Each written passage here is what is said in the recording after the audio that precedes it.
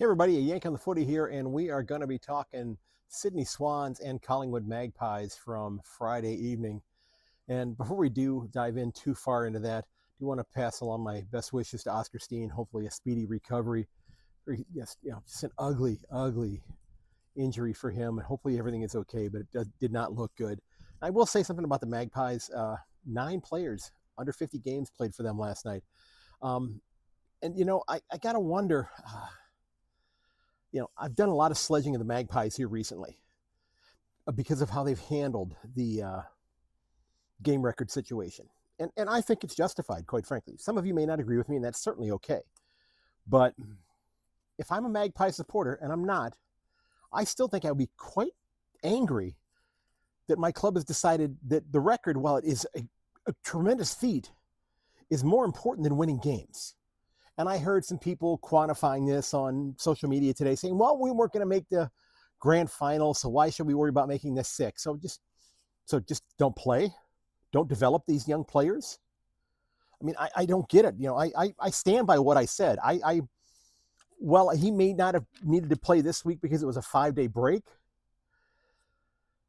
You still got to play to win the games, okay? And, I applaud the players from Collingwood that did show up for this game, because they played hard. They played their asses off. They competed. Now, there were some things that were really going against them. Of course, Steen's injury right there, Brody Grundy, 52-10 in hitouts. So Joel Marty had 3, but we're not going to count those. But the thing is, Collingwood stayed in the game with regards to clearances. They were off by, I think, 3 in total clearances, 48 or 41-38, and only lost to center clearances 12-11. So this group did compete, and I'm thrilled with the way they competed there. But, I have to wonder, and I don't know about you as a Magpie supporter, are you wondering, had number 10 played, would he have been able to, in some way, contribute to the Pies even possibly putting 6 or 7 additional points on the board, or keeping 6 or 7 points off the board for the Swans?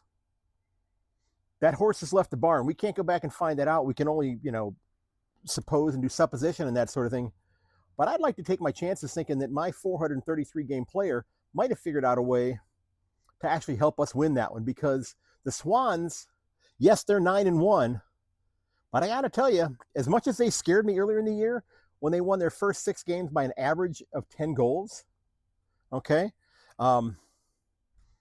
they've looked a little bit like flat trackers here in the last few weeks. Yes, they've won all 3 games, but only by a margin of 10 points. They're playing better competition, but still only 10 points a game. Are they vulnerable? I don't know. Maybe we'll find that out next week down at Cardinia Park when they go to visit the Cats, who have played a couple of great games here recently as well. But overall, a pretty solid game. What could have been for the Pies, maybe what should have been for the Pies. Hopefully you'll check out yankonthefooty.com. Let me know what you think. Get subscribed here. Get subscribed on YouTube as well, and over on my website. Until next time, everybody.